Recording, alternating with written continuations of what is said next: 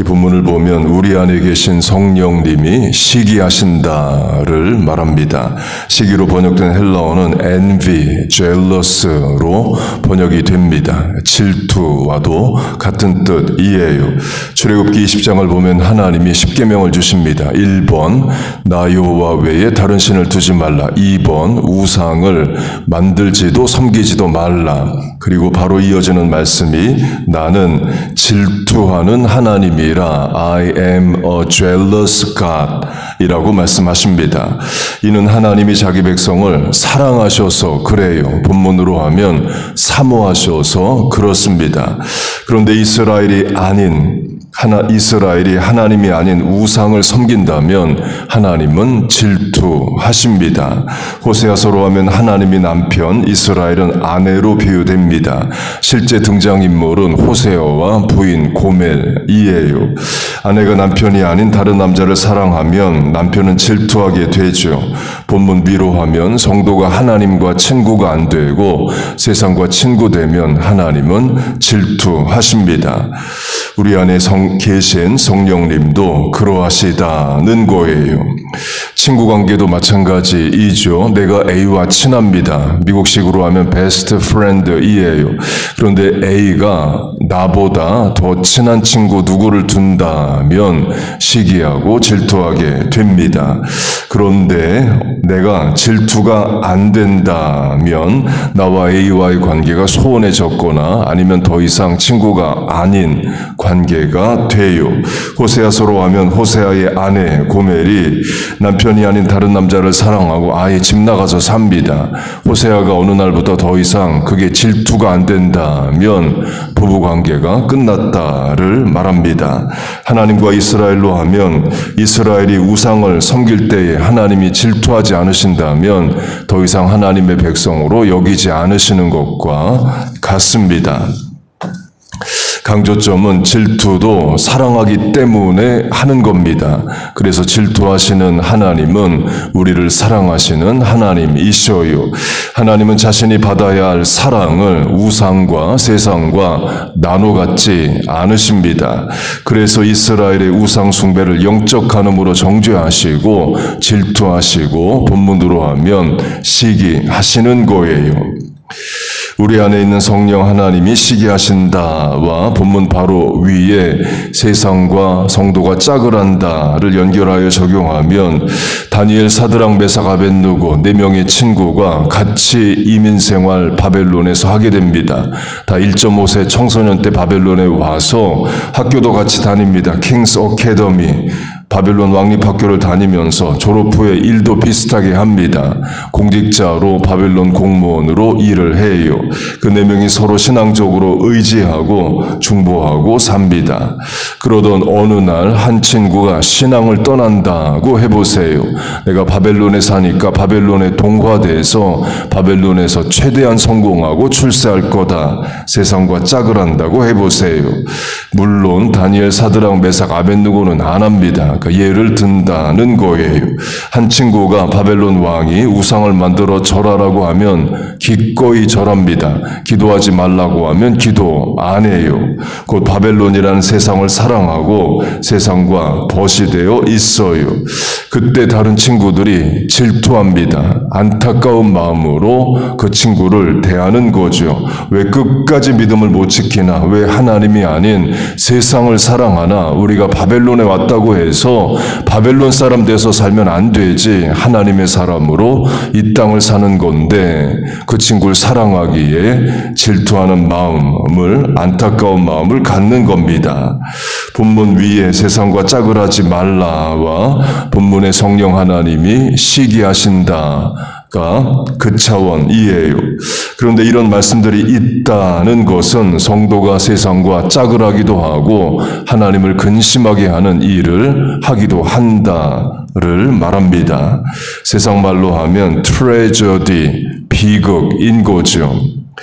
독일의 문호, 괴테의 희곡, 파우스트 원제목으로 하면 파우스트, a tragedy, 비극이라는 희곡이 있습니다.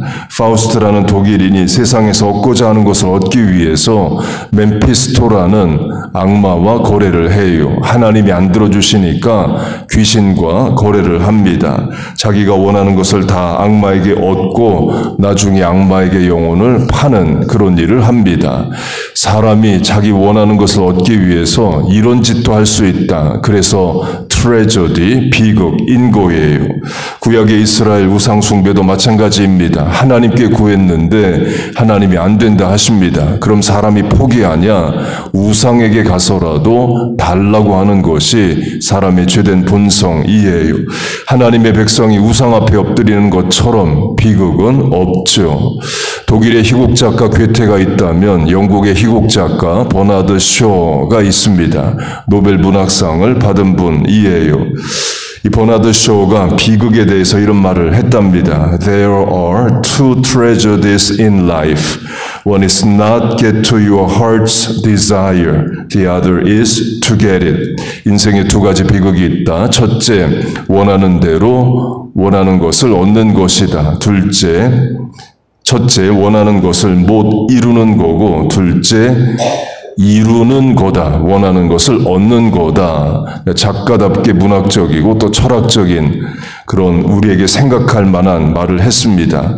원하는 것을 못 이루는 게 비극이다. 이건 이해가 됩니다. 그런데 두 번째, 원하는 것을 얻는 것도 비극이다. 잘 이해가 안 되죠. 학자들 이렇게 해석합니다. 원하는 대로 다 되면, 다 할 수 있으면 좋을 것 같지만 개인의 비극, 세상은 지옥이 된다는 거예요.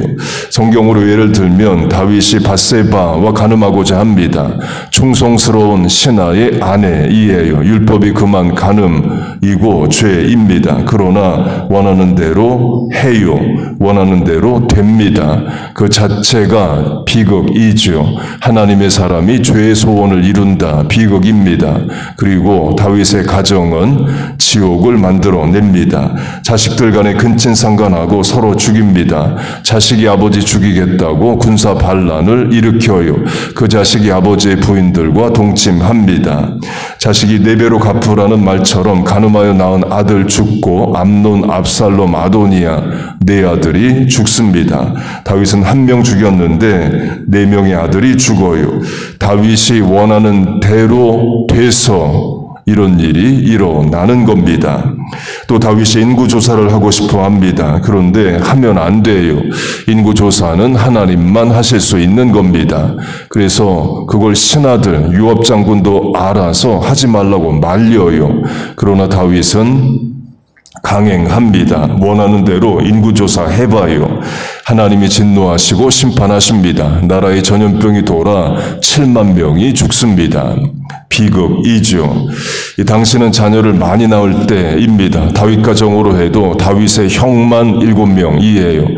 누나도 있을 수 있죠. 곧 형제가 10명이 넘는 그런 가정입니다.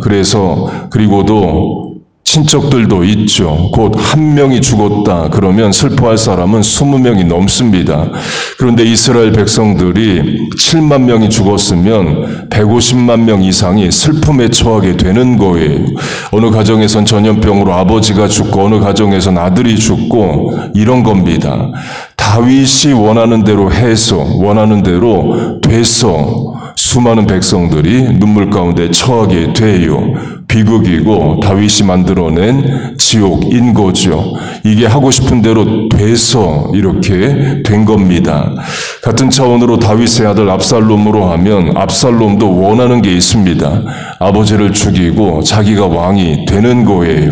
물론 안 됩니다. 그런데 가정을 해서 됐다라고 하면 이스라엘의 비극 찾아오죠. 자신의 편에 서지 않고 아버지 편에 있었던 신하들, 군인들, 또 협조자들 복수하겠죠. 숙청하고 감옥에 가두고 죽이고 그러면 이스라엘은 지옥이 됩니다.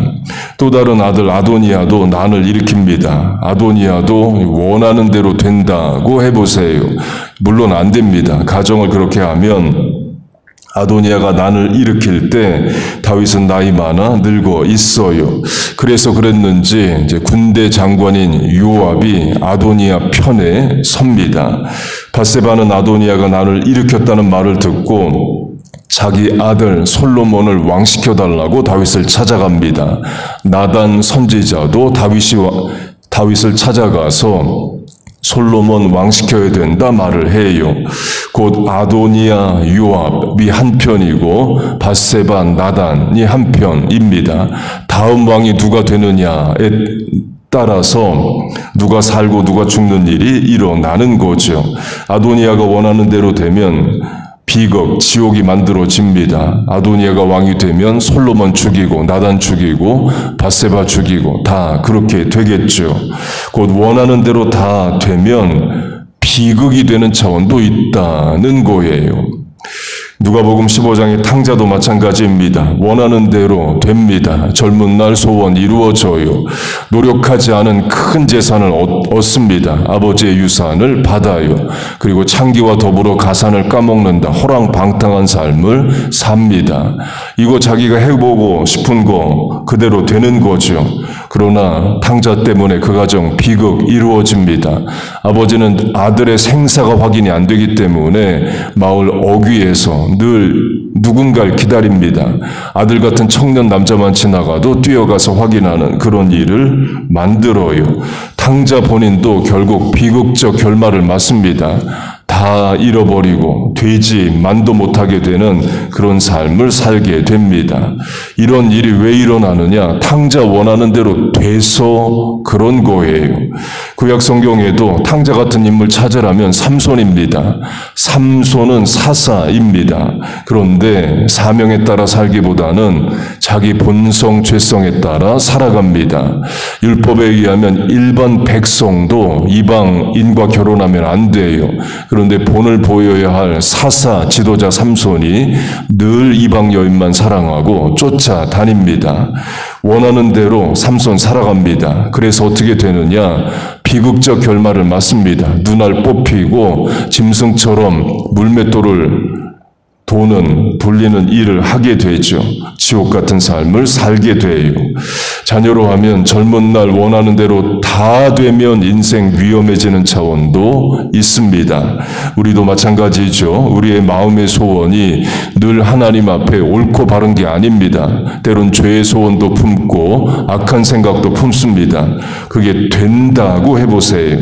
내가 죄짓게 되는 거고 내가 만든 비극적 세상이 펼쳐지는 겁니다. 그래서 우리 뜻대로 다 안 돼야 되는 차원도 있는 겁니다. 내가 원한다고 해서 다 되면 내 주변이 비극이 되는 차원이 있어요. 내가 원하는 대로 다 안 되기 때문에 지켜지는 믿음이 있고 가정의 평화가 있고 인생의 올바른 구원도 있는 겁니다. 내가 당장 다 이해를 못할 뿐이지 하나님은 나보다 나를 더 잘 아시고 내 인생의 길을 인도하시고 되게도 하시고 안 되게도 하시면서 우리를 바른 길로 붙잡아 주십니다.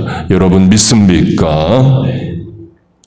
그렇게 우리가 세상과 짝하고 하나님의 뜻대로 못 살 때에 우리 속에 계신 성령 하나님이 시기하신다를 말합니다. 다른 표현으로 하면 성령 하나님이 근심하셔요.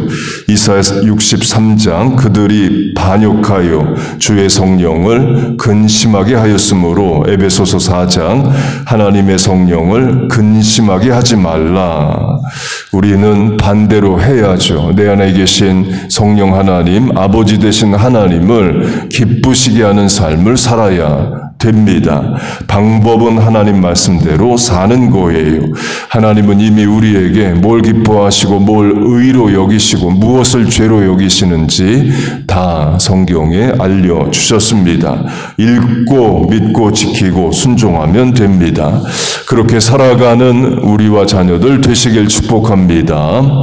내 안에 성령님을 시기하게 하거나 근심시키는 삶이 아니라 도리어 기쁘시게 하고 사명 감당하며 살아가는 우리 모두 되시기를 주의 이름으로 축복하고 축원합니다. 아멘. 우리 주여 한번 부르고 주신 말씀 붙잡고 기도하겠습니다. 주여. 하나님 아버지, 오늘도 주의 전에 나왔습니다. 하나님 아버지, 우리 안에 아버지 되신 하나님 계신 줄로 믿습니다. 우리 안에 우리의 주인 되신 예수님 계신 줄로 믿습니다. 하나님, 우리 안에 성령 하나님 내주하시고 거주하시는 줄로 믿습니다. 그 하나님을 근심하게 하는, 시기하게 만드는 그런 어리석은 삶 살지 않게 하시고 도리어 하나님을 기쁘시게 만드는 삶을 살게 하여 주옵소서. 우리와 자녀들에게 분별력을 주시고 판단력을 주시고 말씀을 기준과 준고로 삼아서 하나님 살게 하여 주옵소서. 그래서 하나님의 뜻을 이루고 사명 감당케 하여 주옵소서. 하나님, 우리 안에 죄의 소원이 있습니다. 어리석은 생각을 합니다. 깨닫게 하시고 깨우치게 하시고 붙잡아 인도하여 주옵소서. 하나님, 오늘도 새벽에 나왔습니다. 내가 새벽을 깨우리로다. 내가 새벽에 너를 도우리라 하셨사오니 하나님, 이 아침에 나와 간구하는 기도에 응답하여 주옵소서. 인생의 연약함을 아시는 하나님, 우리를 강건케 붙잡아 주옵소서. 모자라고 부족한 인생을 채워 주옵소서. 넘어지고 낙심한 인생을 일으켜 주옵소서. 무능한 인생이 전능하신 하나님 앞에 은혜를 구합니다. 주여, 은혜를 주옵소서.